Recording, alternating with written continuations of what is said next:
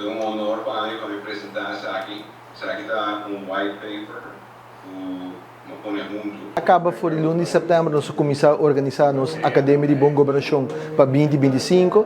Essa aqui está encerrando um total de 10 sessões, caminho tem diferentes temas na qual o representador de líder de nossa comunidade. E a está de 9 sessões e a toca turno e aqui na Dr. Richard Vesser, caminho ele apresentar a conosco por através de nos salubridade público, pero também é manejo que nos Mr. Riba para transformar Aruba, para convertir Aruba em a primeira longevity nation no mundo. E me quer a tour na sala, a sala de aqui na ave inspira, mirando que a apresentação que ela dona ta mostra que anche que quizás Aruba está chiquito, pero nós está na cruzada hoje que uma nós por liderar dentro da trajetória aqui na e acaba vários trabalhos na bordo assim desde 2009 bem dilante para o que trata de transformar a qualidade de vida e para ter jovens ativo para reduzir a quantidade de obesidade que tem riba nos isla e agora que na para fazer o full circle de nascimento até na morto com nós por organizar nós mesmos como país para que nós tenhamos por viva vida digna. E essa aqui é o que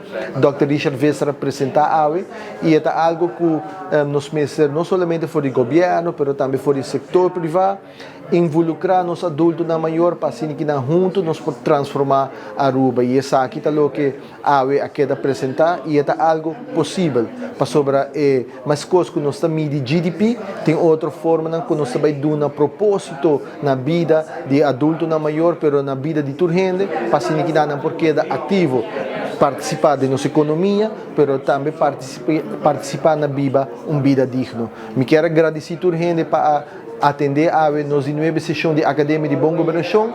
Outro semana, nos Academia 2025 lo termina e a noite aqui lo tem apresentação tanto de Dr. Ryan Peterson como líder de National Climate Resilience Council para apresentar o tema de climate adaptation e também o senhor Luís Paris lo apresentar o tema de climate finance. Me invitar a gente a Aruba para atender outro semana 4 de dezembro aqui na Botica Udiber, a última sessão de Academia de Boa Governação.